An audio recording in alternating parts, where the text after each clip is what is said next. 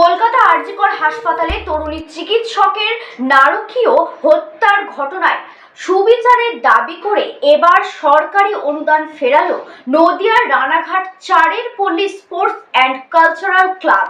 দুর্গাপুজো উপলক্ষে এই ক্লাবটি ৭৪ বছর পূর্ণ করেছে। তবে এবছর তারা সরকারি অনুদান না নিয়ে পুজো করার সিদ্ধান্ত নিয়েছে। ক্লাবের উদ্যোক্তা দেবতোষ চ্যাটার্জি জানান, আমরা কেবল সঠিক বিচার চাই, অনুদান চাই না। আমাদের পুজো হবে পুজোর মতোই, কিন্তু বিচার চাই।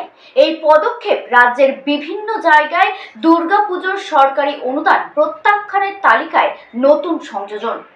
আমরা চাইছি এই আরজিকরের যে নারকীয় ঘটনাটা হয়েছে তার এখনও কোনো আমরা সুবিচার পাইনি।